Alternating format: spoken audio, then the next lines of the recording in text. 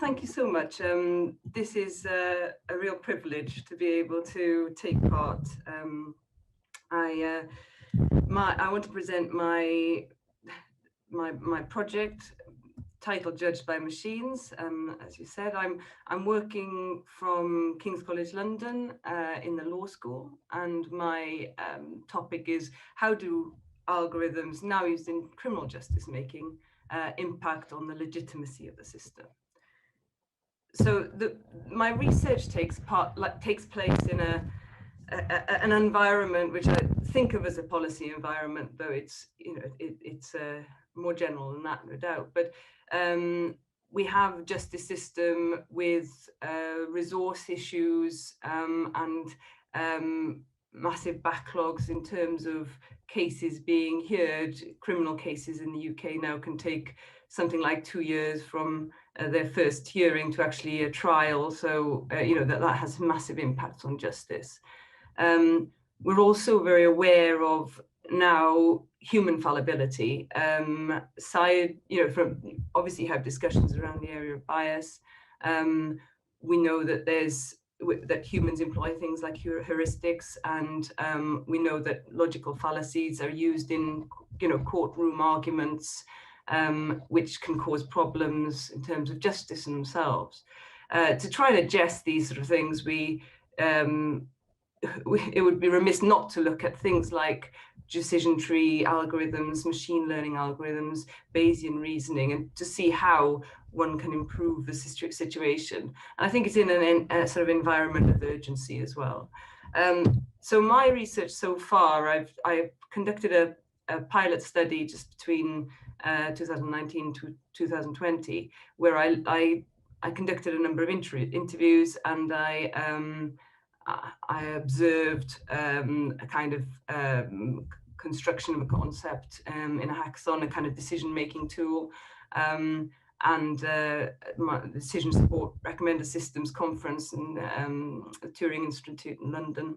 But my work was basically, I was trying to take this sort of heterogeneous approach, looking at various viewpoints. I spoke to members of the senior judiciary and also computer science, justice campaigners, etc. So I was trying to get this holistic view on which a base to build my research going forward, so that wherever I took this, it would be practical and relevant to whomever, the whole community in a sense. And that's the objective. It's a broad one, but that's what I'm aiming for. And that's just a word cloud, a fairly basic one of the kind of things that came out of those interviews. I think there's a serious resistance to change within the legal community, and they have been, Richard Susskind refers to them, or rather says you can either be a jealous guard of your situation, and protect your self-interest and have a fear of what may happen, or you could, you're a benevolent kind of custodian, you're trying to help, you've got genuine concerns. And the trouble is, how do you unpick what's going on there, and what happens, what I feel is going to happen or must happen, is a kind of forced change that might come through some policy development or otherwise. And I think it's so important that this is done properly. In terms of what my literature that I'm looking at and how I'm trying to build this is, that what I see is a number of internal kind of approaches, and that's not a criticism, it's a strength in the sense that they need to have internal sort of validity. So you have, legal academics and professionals talking within their sphere of legal doctrine. Is it legal to have AI in this circumstance? Can we legislate against it, or how do we limit it? You've got policymakers who have completely potentially different perspectives. They see the need for justice to be, sort of seen to be done as well. And not that that's not a concern of the other scenarios, but it's just it's a different discussion that's going on there. And then obviously in the expertise in computing decision making, sort of psychology and in computing, where we're looking at the kind of the mechanics of it. How does it work?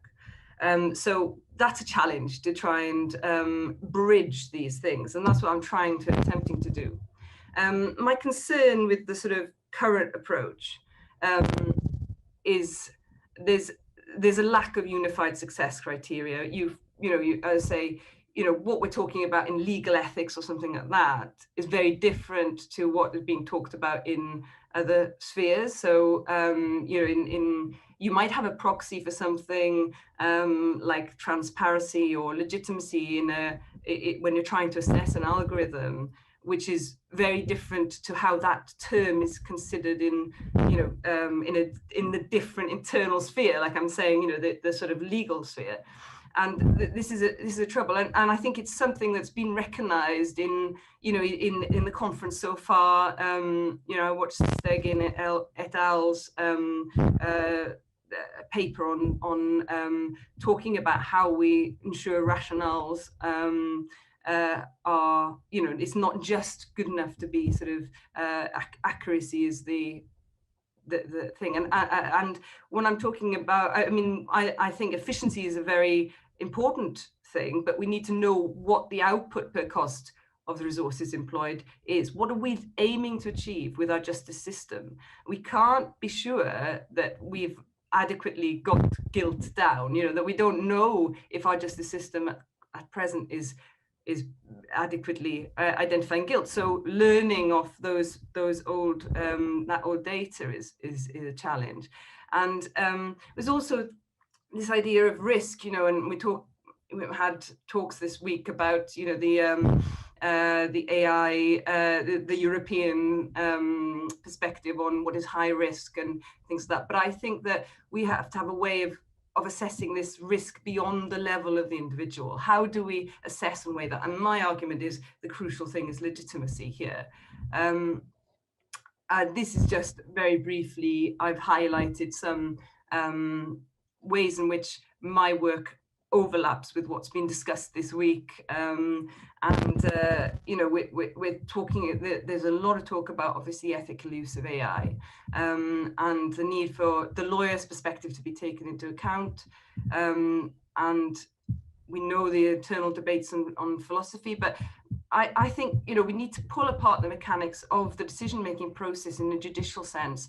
Where is morality there? Because we're not, it's supposed to all be rule-based. And if we can't pull it apart and understand where it is, that's, then, we have to be able to identify it. It must be there somewhere. So let's find it.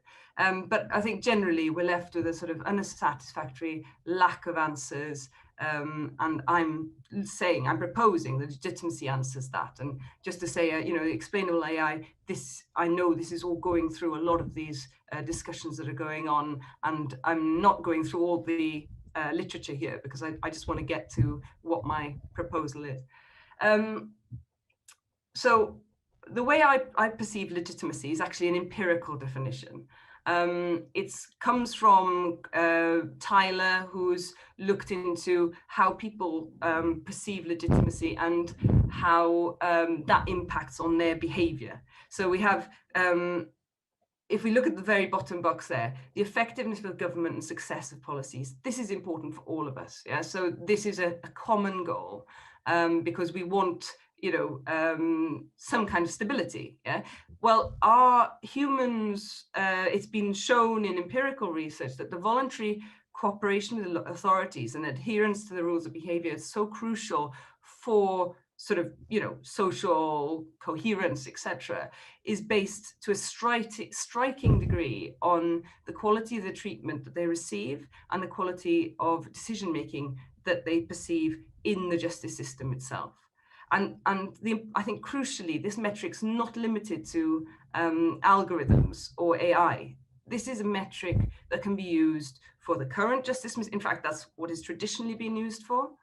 And it can be now applied to the, the sphere of algorithms coming into the justice system. And what I try to propose here is a kind of systematic way in which we can take into account humans' perception of how these tools may work, how they, as well as their, sort of effectiveness, in a way that is sort of makes all our goals, together. It doesn't matter which of those three columns, or whether you're in the computer science or the legal ethics or whatever, that we can work towards the same thing. Yes, and exactly, it works with the idea of we've got failures in engagement at the moment, and it's just so crucial that we find a way forward. So my proposal is a systematic approach, and my method, which I will go through shortly, is I propose is rigorous. I'm trying to make it rigorous. I'd be so happy if you could tell me a way to make it more rigorous, and it's a hybrid of social science techniques and well, I'm proposing kind of Bayesian legal idioms way of dealing with it. The measure, I've already gone into legitimacy, and that will be measured using Likert scales, a quantitative and a qualitative analysis of that measure. And we're looking at testing it with the public and elite stakeholders. So hopefully this is something I could be replicated, could be extended. To narrow the field, I'm choosing two specific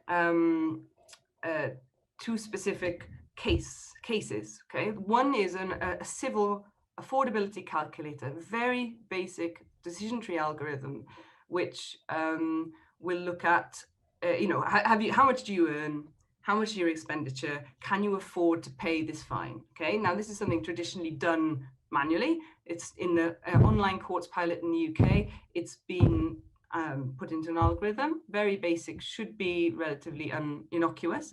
And then a traffic offence, which I've chosen as being another basic, relatively basic offence, but a bit more complex. And with that offence, there's no existing algorithm, but I want to build a model using advanced qualitative techniques and this concept of legal idioms. Once I've created the stimuli, which I can then expose people to, I want to test those processes through online testing. So using a recognized behavioral science platform, which tests people's responses to various things, I've been testing, trying out ways of getting things on there that I can then measure people's reactions, and I will follow that with qualitative interviews and focus groups. So the single justice procedure, which is the basic traffic offence that I'm looking at, it's a very simple process at the moment. It's the most sort of straightforward. It's dealt with one magistrate, and it goes from a letter saying you've been accused of this offence. It goes through to if nobody responds, then you're found more or less automatically guilty. There is the potential for a magistrate to intervene, but I think in practice, at least, it seems that that's rare, and this was something obviously I will develop through the case study, the rarity of this element. And then if one says you're guilty, you may, or you're guilty with mitigation, but you don't request a hearing, it's done all on the papers. And it's only if one says not guilty, then it goes to a hearing. So I think it's interesting, it's worth looking into. The other one I've already explained is just a very basic decision tree algorithm. And I see these two case studies as overlapping, that they can expose through their overlapping elements and their sort of differences, a rich kind of a landscape of how how legitimacy can be impacted with various types. So what I'm really trying to do is say, like, how can we unpick in policy terms, well, not just in policy terms, but generally, how can we unpick, is it right, or is it right is a bit of a term, but is it profitable? Is it the right thing to do in sense of effectiveness of the justice system for you to introduce a particular type of algorithm? And I'm trying to unpick different types of algorithms in that sense. So just want to explain as well my data collection process. The two case study approach, the first stage of that is a kind of building stage, I'm going to use my doctrinal analysis, which the basic kind of legal analysis of the offence, to analyze this basic traffic offence, which is a signage in failure to adhere to a traffic sign. I'm also going to try and observe a short period of observation in magistrates' court. That's only brief because I have experience in magistrate court, so I don't need to observe that much, but just to ground it in some reality. And then I will be interviewing court staff, legal advisors. The purpose of this first stage is not to try and gather qualitative data. It is to create a model. Yeah, so that's the first stage. And then the second, so I'll then, I'm backing and I'm then developing that with colleagues in computer science. The second case is the affordability calculator. That's much more straightforward. And I will, once I've developed the stimulus, that I want to expose people to online, then I will put those two onto Gorilla, the platform, the behavioral science platform, and, follow that up with, once I've harvested the data from the responses, the clicked responses that we'll get there, also follow that up with focus groups and semi-structured interviews.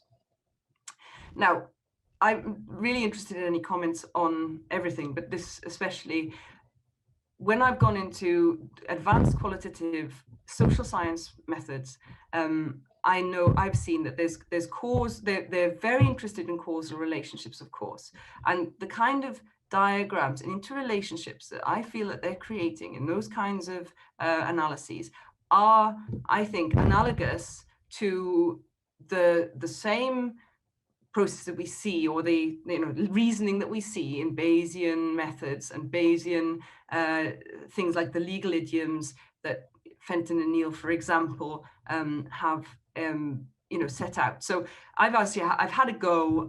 This is Fenton and Neal's example. I've had a go at doing one on the basis of doctrinal analysis alone. But the point is, I'm going to use the interviews, use social science methods to then take all this information, this sort of structure, this causal structure, and place it into, sort of then translate it into this sort of legal idioms kind of thing. And that's going to be a process I'll go over in the building stage. Then back to my data collection process, I move on to the testing. And the testing stage, I'm looking at quantitative data. I've already covered this, but identifying different responses, etc. And I see it as a starting point for further research. This is something that I could expand. And I'm looking at trying to communicate with policymakers and, well, the whole community, very much, Jake, I think, was very, very interesting discussion about the need for various viewpoints. And I absolutely agree. And there's no voice that should be ignored in that sense. And I think this is a way of potentially showing people how we could do that, how we can make sure that voices are heard. This is an empirical measure that I'm trying to do. It's not one perspective. Terms like trust, rule of law, respect, they have different meanings from different viewpoints. But this legitimacy, this definition, is empirically measurable. It's something we've got a scale. We know that links to people's adherence to the rule of, or to law, and their cooperation, which are absolutely foundational to how our legal system works. So I see it as a very interesting and an important way of dealing with it. And yeah, I just said my last point there is just linking it to previous discussions I've heard this week. The last thing I want to discuss, and it's just, I feel I want to just explain this complex building analogy, which I think is a way of understanding why the approach that I suggest I see as important and crucial. I don't think it's an arduous thing, and I'm arguing this to my colleagues in social science and law. I don't think it's an arduous thing to go from this descriptive, let's see what everybody is doing at the moment kind of situation, and to go from that to the Bayesian causal relationships, I think it's natural and necessary. I think in using, we're not just describing, we're creating a model, and I think those two things are intrinsically linked. The complex building analogy comes from Gawande, and it's in the checklist manifesto, where he discusses how important it is, just like Jake says, actually, that we're looking at everyone in that environment contributing to what's happening. Because if you think about a situation where you've got a team, and he describes a team of he describes a team in a surgical, because he's a medic, he's in medicine. And he says how important is that the nurse or the person handing the scalpel or whatever, that they are heard and they have a place in that discussion. And it's integral to the actual success of the whole exercise. Yeah. So it's not a nice to have, let's have a nice ethical thing where we have nice people, it's just, no, it's integral to the success of the ultimate objective. And I think this is the crucial thing. Gawande also talks about making reliable management of complexity a routine. And we have an incredibly complex scenario here. The justice system has many experts. You have to integrate with experts from other fields, computer science fields and things like that. And when we think about construction of large buildings, we used to have this idea of the master builder who would they'd design it, they'd be the architect, they would then create, they'd oversee the actual thing. If someone wants to put a pipe in there, he'll check that it's okay, because it would have been a he most of the time. And he would, or wants to put some electrics there, he would check that that's structurally right, or we want to knock a wall through there, he would check. That's not how construction is done right now. What we have is, various schematics, various things where we're trying to integrate different expertise. No one expertise is overseeing. And I see legitimacy as this structural integrity of the justice system. The main thing is we don't want the building to fall down. This is our unified goal. And by using this rigorous way of looking at it, we can make this management of complexity a routine. We can make saying, right, we're going to introduce an algorithm now to help this judge make a decision. It won't be, maybe it will totally replace it. Maybe it won't. Maybe it's administrative only. Maybe it isn't. Maybe it's substantive. We need a way of answering how we interpret those, sort of interventions. And it can't be one person. We have to have a structure and a method. And I think, well, I'm going to try and see if this is a method that will work. And in the process, even if it doesn't work, there's a massive, I'm exploring how, these kinds of algorithms can help. I'm exploring how these different stakeholders can contribute, what they experience in it. And I'm exploring how the public in sort of focus groups responds to algorithms being involved in justice in various scenarios. Yes, it's a high risk possibility. That's what I think there is a, we're talking about high risk elements in AI, and I think this could be high risk. Of course it can be, just as anything, let's just in a building knock down that wall. It might be easy and it might be improving, or it might be a bearing wall and cause serious issues. There's no way we can know that holistically without this interaction of people at every stage and every level. And the method I describe is trying to see if this is something we could say, right, this is how we test, this is how we ensure, and it should be an ongoing process. I think it facilitates. Ms. Hyde, excuse me, you have 5 minutes left.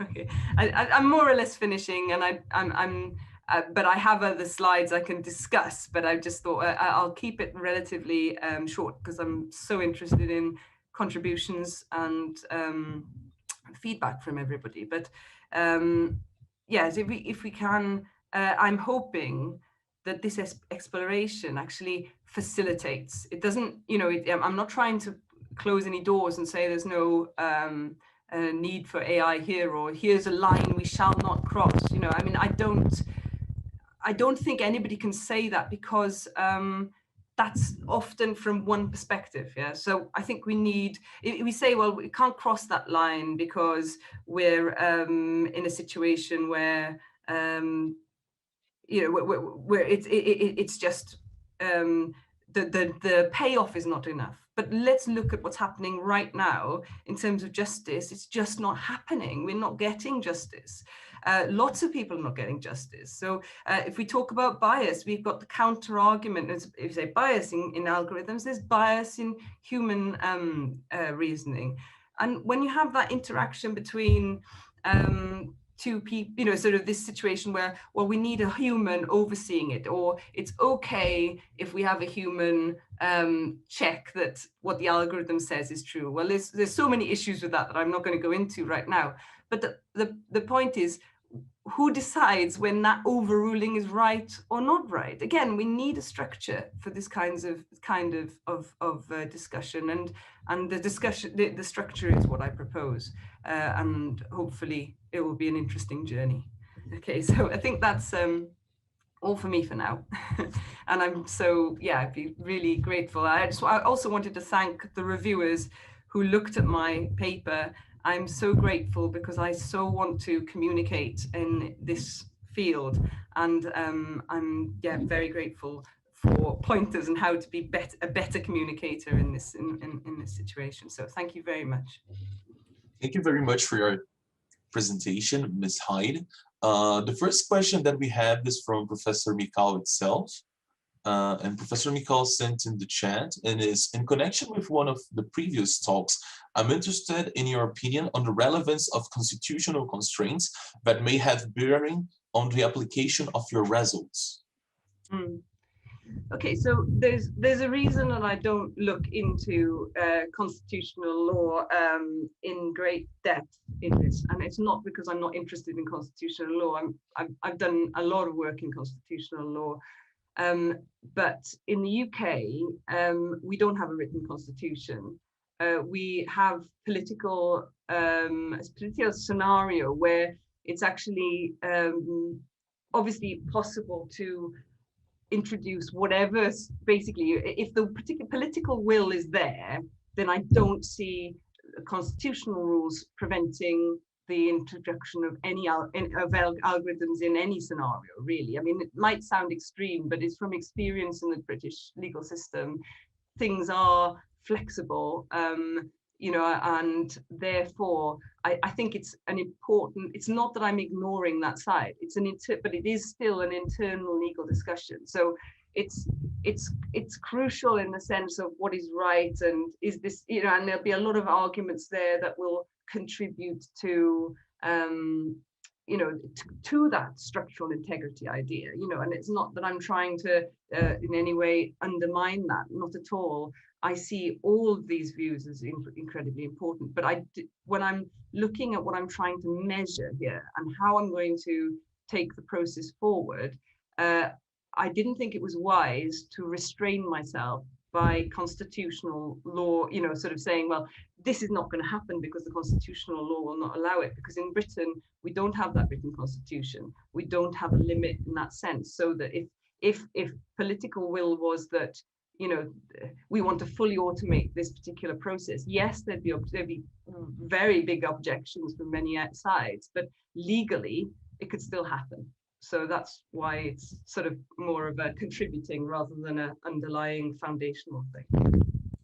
Okay, our second question is from André Eller, and it is, on your abstract, you affirm that there are serious questions regarding the legitimacy of human-only judicial decision-making. Could you explain it a little? Of course, yeah. So I think there have been studies that have shown, I think it's the Danzinger, apologies if I'm not pronouncing it correctly, study that shows that, you know, or at least purports to show that there's variation in how judges will make certain decisions based on their, whether they've had lunch, whether they've eaten recently. And that is a measurable effect. It does occur in terms of reduction of the ability to, it's a sort of lack of glucose equals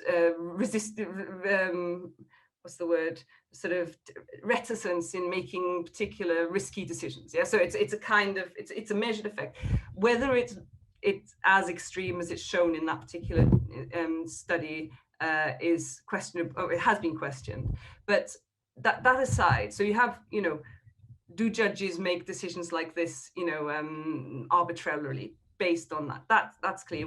That's a clear query and an important one.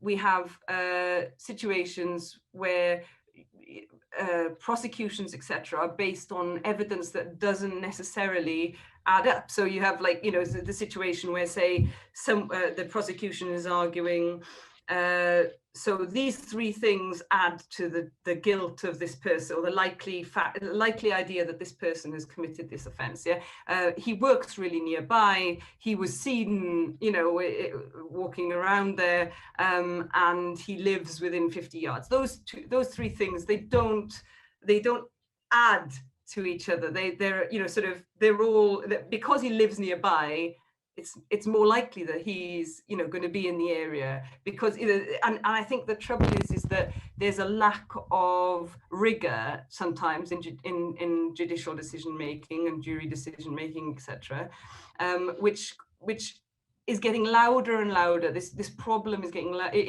it was a time where we weren't looking into this, and in fact, using the fact that we can do things like predict outcomes of court cases and things like that, that's not going to give us, well, I don't feel that's not going to give us necessarily justice. But the point is, it exposes sometimes problems that were not exposed before. So we have a situation where, like, we know, well, why is it that 79% of the cases, are based on the facts, and what about the other 21% of the cases then? And this is coming from the Electras et al. Study. But it's these sort of things which expose potential for people to say, well, actually, what are the judges doing? They don't actually know how to do it, and you obviously have biases as well, which we're well aware of. So I think that there's a strong argument to say it's actually wrong not to use the machines. It's wrong not to get them involved, not to use the things that are there to help us to address these biases, these heuristics that we're using that are improper at times, and ensure that we're actually getting real justice. So that's where I was coming from on that one. Okay, so thank you so much, Ms. Hyde, for your presentation. It was very clarifying. And now we are going to move on, and I would like to introduce Mr. Kartik Chabla, who will present his paper with the title of Transactions and Privacy and the Tools that Assist in Interdisciplinary Analysis.